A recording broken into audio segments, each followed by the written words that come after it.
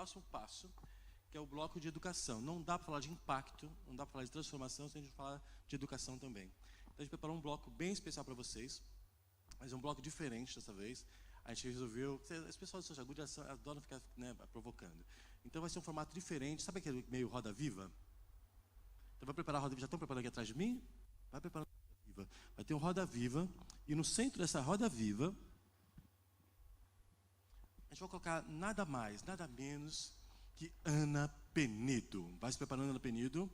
Vai para o cantinho do palco. Ana Penido é especialista em educação e diretora do Instituto Inspirare, cuja missão é inspirar inovações que melhoram a qualidade da educação no Brasil. A Ana Penido, na verdade, é muito mais do que isso. Aqui eu pedi ao pessoal do Social Good. Gente, faz palhinha curta. Quem quiser dar um Google nela. Mas se vocês derem um Google nessa mulher, gente, vocês vão entender o que vai estar no centro dessa palco. Palmas para ela!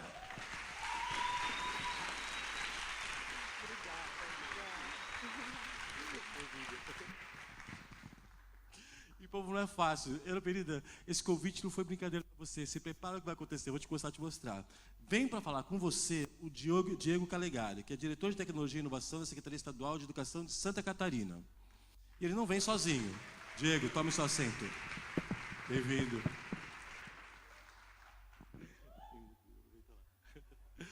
Vem também a Júlia de Almeida. Ana, presta atenção dessa história. O que estou preparando? A Júlia de Almeida, ela é estudante de 15 anos de Joaçaba, cursando a 2ª série do ensino médio. Ela é também jovem embaixadora da educação do projeto Conexão Jovem, do movimento Indústria pela Educação, gerido pela Fiesc. Essa menina vai te fazer perguntas, Ana. Você está preparada para isso? Bem-vinda. A Josi Zanetti, do Canto, que é professora de Geografia e História do Ensino Fundamental 2 e Médio, da rede estadual e particular do município de Araranguá, Santa Catarina. Ouvi falar que é a maior escola estadual do Brasil, é isso?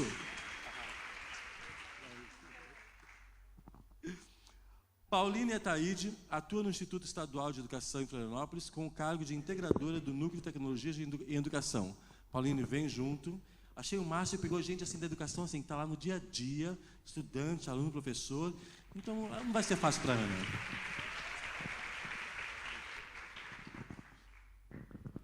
E para fechar esse bloco, eu vou chamar a famosa, quem não conhece, quem não sabe, bonita, elegante, inteligente, engajada, Lúcia Delanhelo, fundadora e presidente do Conselho do ICOM e mestre em educação. Presta atenção, deixa eu falar isso com calma. Vem andando devagar, Lúcia. Ela foi fundadora do ICOM. Quem não sabe o que é o ICOM, levanta a mão. Ninguém vai levantar a mão, tá vendo?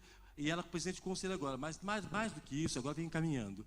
Ela é mestre em educação pela Universidade Americana de Harvard.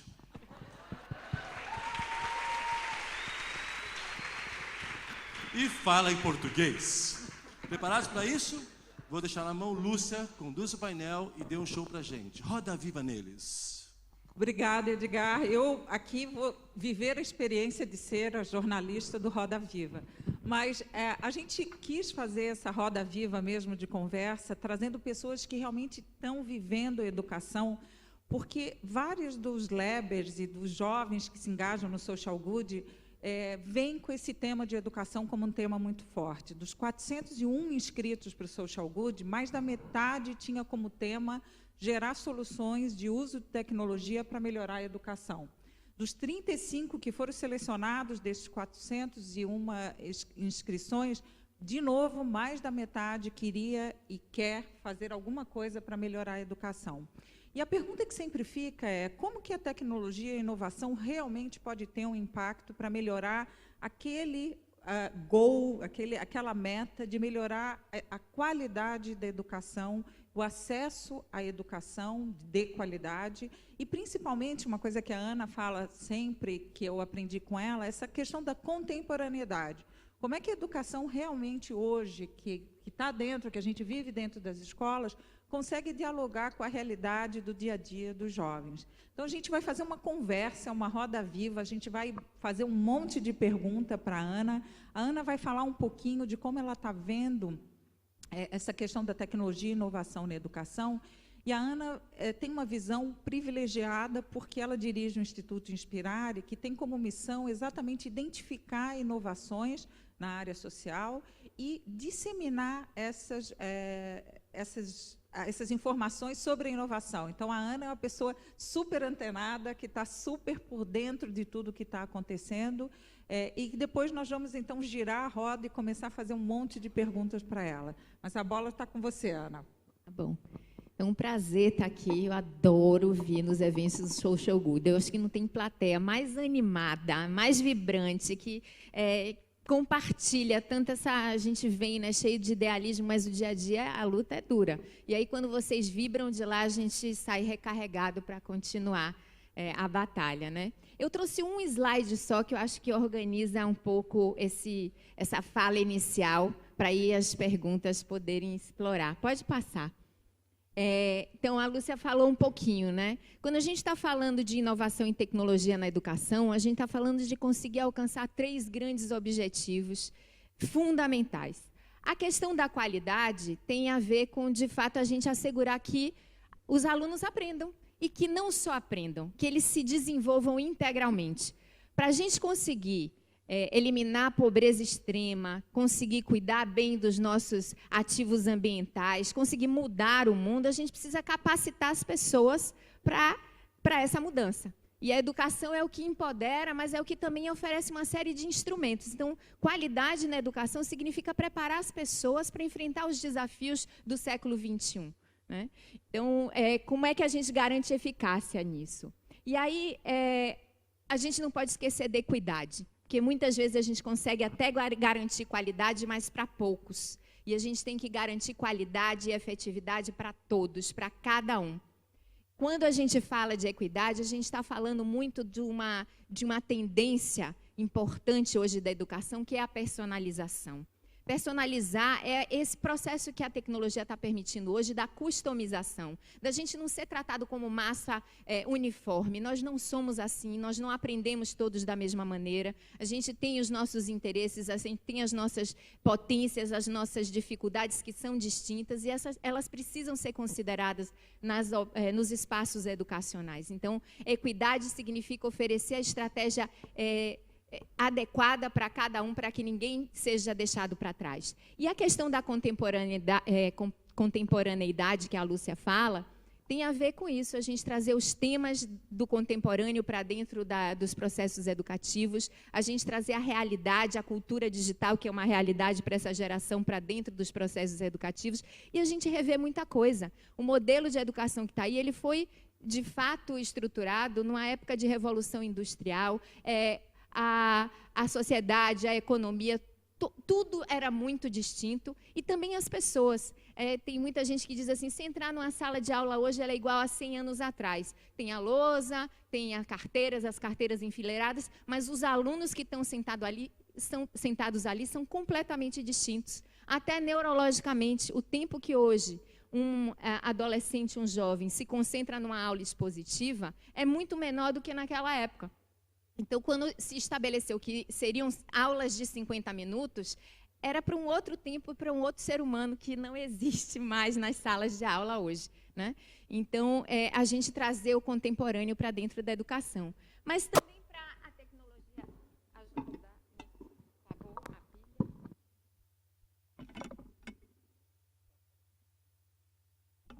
Acabou tudo? Tá? Oi! Então, mas a tecnologia que a gente estava falando, né, para ela contribuir a nosso favor, a gente precisa entender o seguinte, não adianta digitalizar a escola tradicional. Então, vamos trocar a lousa pela lousa digital, a aula pela videoaula, e tudo fica igual. Porque é o arranjo que tem que mudar, é a dinâmica do processo educativo. São essas coisas que a gente assume como verdades absolutas de 50 minutos, ou de série, ou de sala de aula, ou de aula expositiva, que a gente tem que botar em xeque. Tem que rever e tem que buscar quais são outras alternativas que façam mais sentido para o mundo atual. Também não adianta a gente dizer que a tecnologia vai resolver todos os problemas, porque não vai. Ela é uma ferramenta. Como a gente vai usar ela? aliada a muitas outras estratégias de educação por projeto, de uso de território, de quebrar os muros da escola, de mais protagonismo do aluno, de o professor mais autoral e menos um transmissor repetidor. Enfim, tem muitas outras coisas nessa receita aí, que inclusive não existe uma única, né? São muitas possibilidades.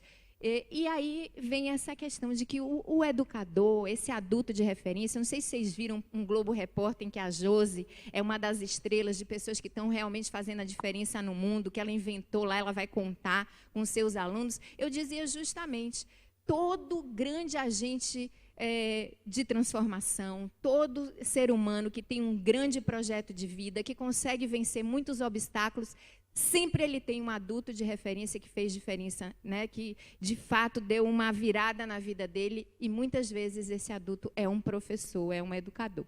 Então, essas eram as coisas que eu queria deixar aí como provocação para a gente começar a sabatina.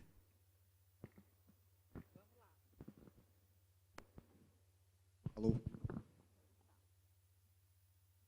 Vamos começar por ti, Júlia. Como estudante, o que você tem vontade de perguntar? Que dúvidas você tem sobre essa questão, se a inovação, se a tecnologia realmente pode mudar a escola?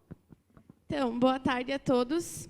Eu queria destacar uma questão que eu acho muito relevante, que é esse choque de geração que acontece nas escolas atualmente, que é a escola do século XIX, o professor do século XX e o aluno do século XXI. E eu queria saber a sua opinião. Como acelerar o processo para fazer com que todos esses elementos se façam no mesmo tempo para poder melhorar a qualidade e para melhorar toda a educação? Gente, palmas para ela, por favor. Adorei a pergunta. Incrível, né, Edgar? Sensacional. Então, eu começaria por aí, Júlia. Quem aqui é designer? Assim, trabalha desenhando soluções para problemas. Primeira coisa de uma pessoa que quer resolver um problema é escutar o usuário, né? Quem está vivendo o problema. Quanto que a gente ouve os alunos nas escolas hoje para saber o que está funcionando, o que é que não está funcionando na escola? A gente não ouve. Então, assim, esse aluno do século XXI, ele é uma figura quase lendária, né? Porque o professor não conhece, não sabe. E a visão que tem, muitas vezes, tem um certo preconceito. Não sei, Josi, como é que é, né? Eu concordo muito com isso. A gente acredita sempre que o aluno sabe tudo e acaba tendo um certo medo e acaba não dando valor à voz dele, muitas vezes. Pois é, esse receio de que o que vem de lá é pressão e não colaboração. E aí vem para a segunda questão. A gente tem buscado criar alguns hackathons, oficinas de cocriação, em que a gente junta professor, aluno e famílias e pega os problemas que eles estão detectando na escola e faz com que eles possam gerar as soluções. Claro que a graça é a gente trazer experiências, referências de fora, de designers, de gente de ciência da computação, de gente do meio ambiental, de gente de outras áreas para enriquecer esse processo co-criativo, mas fazer com que a inovação também possa emergir de dentro da escola para fora. Quer dizer, criar uma cultura de resolver problemas de forma inovadora com os próprios agentes e tentando quebrar um pouco essa animosidade de que estamos em lados opostos e botar todo mundo no mesmo barco e todo mundo é agente de transformação da educação. Josi, você como professora? Então, na verdade, eu tive uma experiência muito bacana esse ano que eu queria usar para ilustrar uma pergunta para a Ana. Eu, juntamente com os alunos de 9º ano de uma escola estadual em Araranguá, aqui no sul de Santa Catarina, nós tínhamos 2 problemas bem graves, como a grande maioria dos professores tem. Nós tínhamos poucos livros disponíveis e eu tinha o maior problema, que era o celular. O celular ele é muito mais legal, ele é muito mais divertido do que a professora em sala de aula, né? Então, essa distração que o aparelho causa era um grande problema que não eu, mas a grande maioria dos professores vínhamos enfrentando. Então, de uma forma bem prática, consegui me aproximar mais dos alunos, utilizando as redes sociais, né? Utilizando a nuvem, a gente criou um banco de dados e condicionamos esses dados através de pesquisas na internet e tudo mais. Nós desenvolvemos um aplicativo. De uma maneira muito simples, né? Utilizamos uma plataforma gratuita brasileira, fábrica de aplicativos até, e conseguimos, então, fazer com que o acesso a esse conteúdo chegasse para todos os alunos daquela sala. O mais bacana disso foi o quê? que o professor e o aluno eles trabalharam juntos. Eu não era quem sabia de tudo, porque muitas vezes foram eles que me explicaram como utilizar algumas das ferramentas que nós usamos, e eles não eram quem estavam aprendendo tudo, porque eles sabiam muita coisa, né? Então, eu queria saber de ti, Ana, como fazer práticas como essa chegar em todas as escolas. Eu sei que o Brasil tem, sim, ótimos exemplos, né? Mas muito assim soltos. Não é uma política pública amarrada, uma coisa que funcione de verdade. Como que o meu colega, lá, né, na educação básica de uma escola de interior, de fato consegue possibilitar isso ao aluno? A gente sabe que a tecnologia ela possibilita essa inserção no mundo todo, né? Então, como fazer isso? Como possibilitar que essas práticas aconteçam de fato com todo professor? Aliás, que todo professor possa fazer isso, né? Eu acho que essa é uma grande questão, assim. Acho que você já dá até um pouco a resposta. Criar políticas de fomento à inovação na educação, isso é fundamental. A educação é das áreas mais conservadoras que existem, não é só no Brasil, é no mundo. Eu estava a semana passada no WISE, que é um evento que acontece lá no Catar, em Doha, com gente do mundo inteiro, e tinham vários ministros de educação e etc. E eles falando, a gente até já sabe como inova, mas é muito difícil fazer, os professores resistem, os pais resistem, os alunos resistem. Tem uma força contrária muito poderosa. Então, como é que a gente vai quebrando um pouco essas resistências, permitindo que as pessoas vão vivenciando determinadas coisas, né? Então, criando essa possibilidade de oficinas, criando possibilidades de você trazer os empreendedores como esses daqui do Social Good, né? Levando suas soluções para dentro das escolas, mas com aquele olhar delicado para entender qual é o problema na escola, né? Porque muitas vezes o empreendedor cria uma solução ótima lá no laboratório dele, mas não funciona na escola. Tem que ir para a escola, tem que entender quais são as dores e delícias de estar dentro de uma escola pública tradicional e conseguir dialogar com essa realidade. Então, a gente tem que ir ainda num gradual. Eu acho que o incremental, assim, a gente mudar tudo ainda vai demorar. Mas a gente não precisa esperar a mudança radical. A gente tem realmente pouquíssimas escolas que já são bastante inovadoras no mundo. A gente está ajudando o Futuro a fazer uma série de programas sobre isso. É difícil identificar uma escola assim, bastante inovadora, mas a gente tem pílulas, a gente tem o seu projeto, Josi, a gente tem o Sala Web aqui em Santa Catarina, né, que é baseado no Escola Digital, que é uma plataforma já de objetos digitais para ajudar o professor a ter já os objetos para ele usar, fazer uma aula mais interessante. No ano que vem a gente vai dar um upgrade nisso, que é ajudar o professor a criar aulas e sequências didáticas usando objetos digitais. Então, a gente vai passo a passo, mas é importantíssimo que os gestores públicos eles abram essa possibilidade, né? Criar centros de inovação dentro das redes, criar formações para isso, que não podem ser formações tradicionais, tem que ser design thinking, tem que ser cocriação. Então, e também emergindo todo mundo num ambiente diferente, ainda que comecem as pessoas como você, mais sensíveis, mais abertas, mas a gente vai ter que fazer com que essas pessoas, os early users, como vocês chamam aí no povo da tecnologia, né, consigam trazer os demais. E, Pauline, você tem uma função super interessante, que é de integradora de tecnologia numa escola grande como o Instituto Estadual de Educação, né? Quais são as suas dúvidas, quais são os seus questionamentos em relação a esse tema? Boa tarde a todos. Então, Ana, eu tive uma experiência essa semana, segunda-feira, o lançamento oficial de uma nova plataforma, o Google Expeditions, tá? Que vai ser lançado como aplicativo para 2016 nas escolas. Então, eu tive a inserção de aproximadamente 500 alunos no Instituto Estadual de Educação essa semana, ele encerrou hoje de manhã, porque à tarde eu teria que estar aqui, né? E entre todas as coisas que a Júlia falou, que a Josi comentou, e agora eu refletindo, né, observando isso, como que está... Porque a primeira coisa que aconteceu é que os próprios professores participaram dessa interação, essa mobilização entre articular a tecnologia, ajudar o professor a aplicar isso com os alunos. E a primeira coisa que sempre os próprios professores terminavam inserções dessa semana e diziam: quando que eu vou ter a formação dessa ferramenta? E observando os meus alunos da especialização, que eu também sou professora na especialização, professora, nós não temos isso na graduação.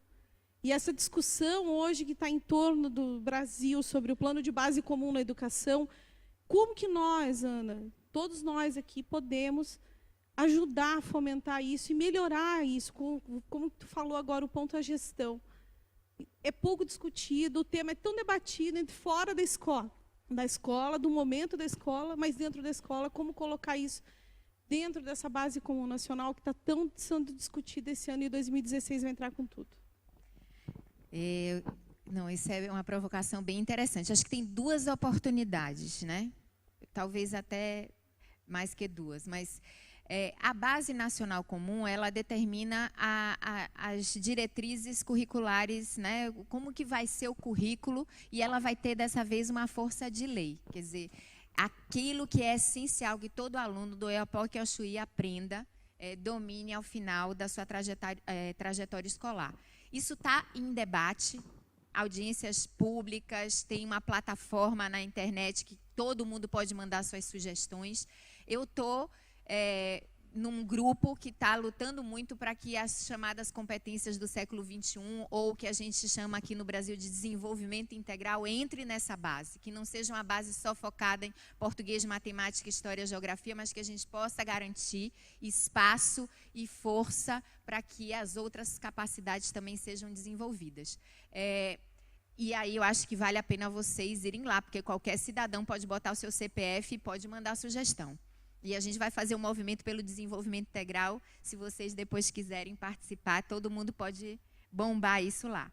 A outra oportunidade é que está todo mundo muito insatisfeito com a formação inicial do professor, que são as licenciaturas e os cursos de pedagogia, porque eles formam o tal do professor, né, do século XX, formado para ensinar no século XIX. Né? Um curso muito teórico, que fala muito pouco de inovação, muito pouco de tecnologia, ainda é uma educação para a inclusão digital. A gente não está mais falando de educar para o uso de tecnologia, o povo já nasce sabendo. A gente está falando de usar a tecnologia para educar, que é algo totalmente diferente.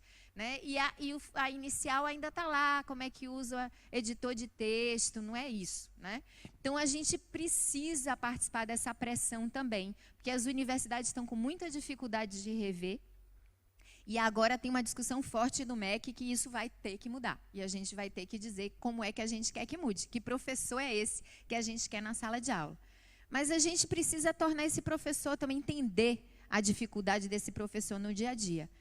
Sem informação para o professor, não vai adiantar a gente colocar a realidade virtual dentro da escola. É lindo, é incrível você aprender sobre um DNA, vendo, quase pegando um DNA, é muito diferente de você ver aquele livro chapado, né, um desenho ali impresso. Você vê os processos químicos, físicos acontecendo ali na realidade virtual, dá uma tangibilidade para o que você está aprendendo, que é incrível. Mas como é que o professor usa isso? Né? E o pessoal estava falando aqui da diferença geracional mesmo, né? Da familiaridade. Então, quando a Josi diz assim, eu sei que eu não sei e que eles sabem, e aí eu uso o saber deles a meu favor, a gente vai precisar mudar a atitude do professor. Porque ele foi formado para saber tudo, né? Para ser o detentor do conhecimento. E hoje a gente sabe que a gente não sabe nada. Né, que o conhecimento está aí, que pode ser acessado por todo mundo, mas que a gente não detém tudo. Então, assim, essa mudança do papel do professor, de ser muito mais um curador hoje das fontes de informação, de ser um provocador, de ser um promotor de projetos, de ser um debatedor, de mais indicar do que já dar a resposta pronta, a gente precisa conseguir fazer isso acontecer. Tanto na formação inicial, quanto no dia a dia das formações continuadas, no dia a dia da relação ali do professor com seus diretores, coordenadores pedagógicos. Né? Tem que ter uma mudança também nesse ambiente da escola. E Diego, ele está aqui, ele poderia estar sentado em 3 cadeiras diferentes, como Leber, como empreendedor do Social Good, e agora como alguém que está sentado como diretor de Tecnologia e Inovação da Secretaria de Educação de Santa Catarina. Quais são as tuas dúvidas agora sentado na cadeira da Secretaria? Eu tenho certeza que como empreendedor você teria várias outras também. Acho que é a cadeira mais difícil de sentar, inclusive, Luciano. Bom, a gente falou e mencionou muitas vezes, eu acho que é evidente quanto que a escola talvez seja a instituição social mais resistente à mudança que a gente tem, né? Se você entra no hospital e vai 150 anos atrás, é uma diferença brutal. Um escritório é a mesma coisa, uma plantação é a mesma coisa. E a escola, como você falou, apesar da cabeça das pessoas terem mudado a forma como elas vivem, mudou, a escola em si, a instituição escolar é muito resistente. Apesar disso, né, existem alunos e professores fazendo um trabalho excepcional de mudar essa escola. Aqui nós temos aqui, né, o exemplo das colegas. Inclusive, nós temos escolas extremamente inovadoras, né, que mudam completamente esse paradigma que a gente tem de educação seriada, classes, currículos estruturados, passos cartesianamente. Isso é muito bacana. Eu acho que a gente vê que tem muita inovação acontecendo, né, na educação. Acho que nunca se falou tanto em inovação em educação. Agora, quando a gente dá um passo atrás e olha isso no big picture, parece assim, pequenas ilhas num oceano imenso, né? São experiências muito pequenas, são muito poucas quantitativamente, são muito, né, dentro desse oceano de escolas que a gente tem e de instituições educacionais. A minha pergunta, embora tu já tenhas tocado um pouco nesse ponto, eu queria até... Que ações concretas, né, a gente precisa fazer e quem precisa fazer, em especial eu queria que destacasse a ação de governo nesse sentido, para que o ímpeto inovador se torne a regra e não a exceção, e para que as pessoas possam dizer que elas inovam não apesar da escola, mas em virtude da escola, né? Então, esse é o meu grande questionamento. Como dar escala para essa inovação? E não para um tipo de inovação específica, mas para esse ímpeto inovador, a gente possa ter uma escola diferente, como você falou, a questão da equidade, né? Se a gente quer educação de qualidade para todos, todas as escolas têm que ser uma escola de qualidade. Para ser uma escola de qualidade, ela tem que ser um pouco, ou talvez muito diferente do que ela é hoje. Então, a minha questão é muito a preocupação com escala mesmo, né? E a velocidade com que a gente vai levar essas inovações para todas as escolas do Brasil.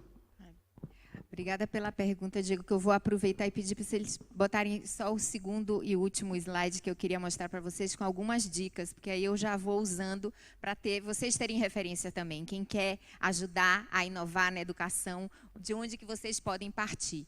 Mas acho que, sim, para o gestor público, uma das coisas importantíssimas é, por exemplo, ter um Diego dentro da sua secretaria, né, que é um cara que vem buscando inovação em educação, o cara que está aberto, antenado e disposto a fazer isso, e ele tem que vir para dentro, quer dizer, a gente tem que inocular esse vírus da inovação com essas pessoas dentro do sistema.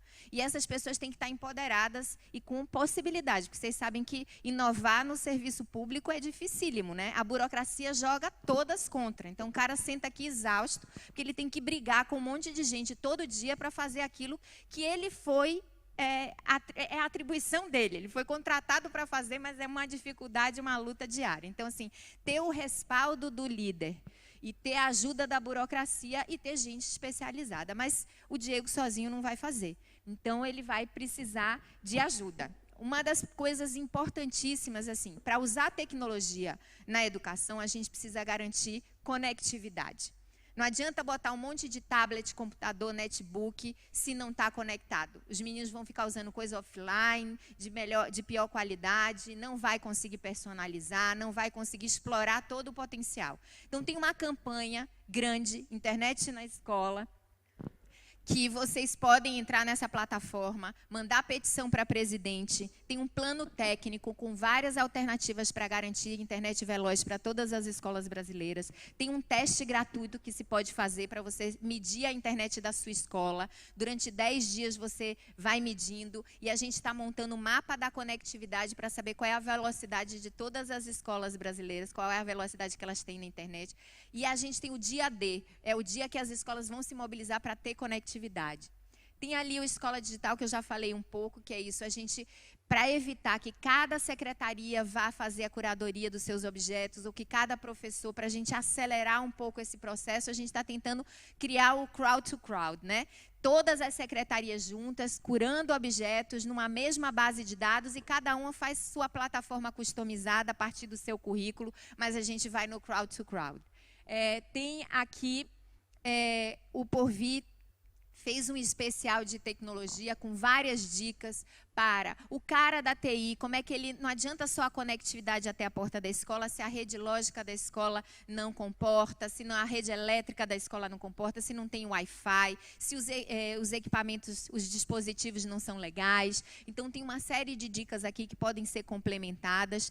Mas, assim, para vocês especificamente, apreender.org.br é uma plataforma só para empreendedores ou para potenciais empreendedores que querem criar soluções inovadoras para a educação. E hoje a gente deixou para lançar oficialmente aqui um novo pedaço da Aprender, que é justamente uma série de sugestões para medir o impacto. A gente fala de negócio de impacto social e a gente só mede se é sustentável ou não sustentável, se deu retorno para o investidor, e o social mesmo a gente não mede, né? Fica lá na intenção, no nome, etc. Então, a gente está tentando potencializar mesmo que os empreendedores em educação possam medir o impacto das suas soluções. E aí a gente fez um banco de itens, um banco de indicadores, um banco de perguntas avaliativas para ajudar os empreendedores a avaliar se, de fato, aquilo que eles estão criando está gerando benefício, está gerando transformação, mudança radical. Então, acho que assim, tem algumas dicas aí para todos nós aqui. A gente pode, cada um de nós, sejamos pais, que a gente precisa parar de querer que os nossos filhos vão para a escola que vai formar para o vestibular, porque ele vai formar para o vestibular, vai passar no vestibular e vai falhar na vida, porque ele não vai ter as capacidades para dar conta do resto. Enfim, a gente precisa que os alunos estejam imbuídos, né? Um monte de gente, um instituto reuniu um monte de jovens para perguntar, o currículo do ensino médio é legal? Aí eles disseram, não é. Então, vocês acham que dá para flexibilizar? Não, porque a gente precisa saber tudo para o vestibular, para o Enem. Então, assim, o próprio aluno ele fica coagido, ele quer diferente, mas ele está dentro de um sistemão e ele não sabe como romper com esse sistemão, porque ele tem medo de lá na frente não dar certo. E a verdade é que isso aí é que não vai dar certo, né? Na realidade, a Ana já respondeu muitas das perguntas que estavam chegando aqui sobre os pais, como inovar nas escolas se os pais ainda são retrógrados, como a gente ampliar a escala. Então, eu acho que muitas das perguntas que vieram aqui, obrigada por todo mundo que mandou, mas já foram, de alguma forma, respondidas pela Ana. E que eu acho que a gente aqui, nesse círculo, conseguiu juntar o que a gente chama de ecossistema de inovação na educação. Porque a inovação, como a gente discutiu ontem na mesa de governo, ela vem de dentro e de fora, né? E a gente precisa, talvez, abrir um pouco a escola, oxigenar a escola, para que outros atores entrem nesse ecossistema e comecem a pensar mais juntos com o professor, com o orientador pedagógico, com os alunos, quais são as inovações que a gente precisa fazer naquela escola, que vão ser diferentes e específicas para cada escola, né? Então, a notícia boa que está surgindo no Brasil, agora um centro de inovação para a educação brasileira, o Instituto Inspirar é um dos parceiros, o Instituto Natura, o Instituto Telefônica, Instituto Península. E a Lúcia é a líder da iniciativa. Eu tenho o privilégio de estar liderando agora essa iniciativa, e a missão do centro, gente, é exatamente essa, é unir e promover esse ecossistema para que a gente consiga identificar e promover inovações que garantam a aprendizagem de cada aluno brasileiro. Para os empreendedores, isso é muito importante. Não adianta inovar sem conversar com os atores do ecossistema. As inovações elas têm que responder a demandas reais, né? Como a Ana falou, muitas vezes os empreendedores acham que desenvolveram um super aplicativo, mas que dificulta ainda mais a vida do professor ao invés de facilitar. Então, essa ideia, esse conceito de ecossistema de inovação, que já aconteceu para outras áreas, como a saúde, como a própria indústria, precisa agora impregnar o setor de educação, né? Essa vontade e essa disponibilidade, essa abertura. Gente, nós temos 1 minuto para cada um dar uma palavra final. Júlia, vamos fazer a rodada ao contrário. Eu acho bem válida todas as informações que foram abordadas. E eu, como aluna e como estudante do ensino médio, eu vejo essa necessidade de trazer os professores, trazer a escola, ter uma coisa diferente para incentivar os alunos a aprenderem. Até a questão do vestibular é realmente o que acontece. Ah, você acha que o currículo é bom? Não. Só que a gente precisa, para passar no vestibular, para passar no Enem e para ser aprovado numa faculdade. E, quem sabe, daqui um tempo, as competências necessárias para serem aprovadas numa universidade, assim como nos Estados Unidos, por exemplo, que é pelo currículo, o que você fez durante a tua vida, as suas ações, os seus estímulos e toda a sua influência na sociedade. Até o movimento que eu estou representando aqui hoje, o Conexão Jovem, é muito isso. Porque foram buscados 32 jovens no Estado que faziam a diferença na sua comunidade e que tinham a vontade de mudar e a vontade de começar, não só falar, tá ruim, de realmente realizar. E eu acho que a partir daí é procurar pessoas que realmente querem inovar, não só em tecnologia, porque inovação não é só isso, e inovar e fazer, não ficar só no falar. Inovar e fazer.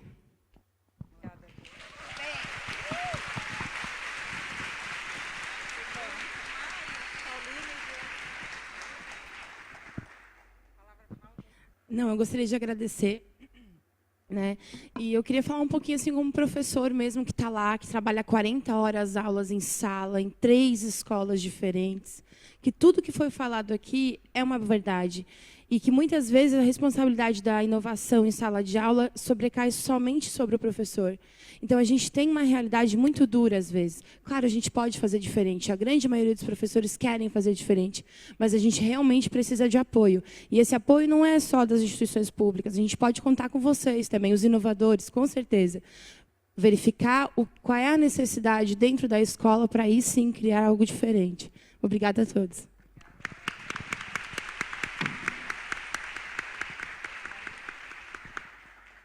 Bom, eu quero agradecer a todos.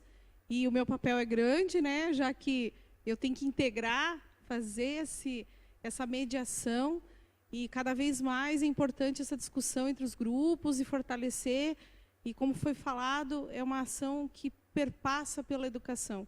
A importância de inovar a educação nunca foi tão falado, tão feito. E tem que, como você falou agora, Júlia, precisa acontecer. E vai. Depender da gente aqui, vai com certeza. Obrigada.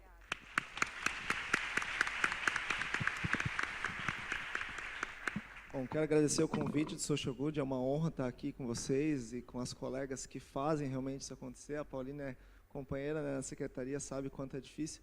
Queria falar a todos que, como foi destacado, é um ecossistema. A gente precisa de pluralidade, precisa de diversidade, precisa de interação entre diferentes atores com diferentes pensamentos para fazer, de fato, a mudança acontecer. Eu queria citar um elemento desse ecossistema, que é o governo. Né, e eu queria destacar isso e, assim, de certa maneira, fazer um chamado aqui para aqueles que sentem vontade de conhecer e sentem vontade de trabalhar no governo, saibam que tem, sim, muita oportunidade de fazer um trabalho muito diferenciado nas instituições públicas. Né?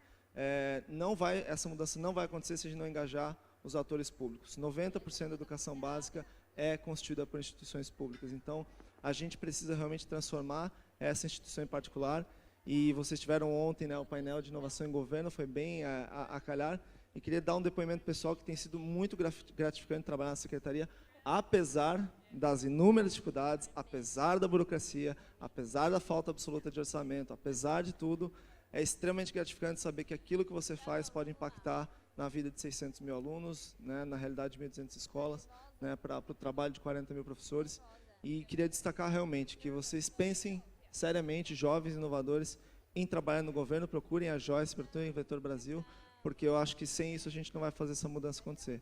Mais uma vez, parabéns a todos, espero que a gente possa ainda nesse século ver a mudança acontecer, né? Valeu.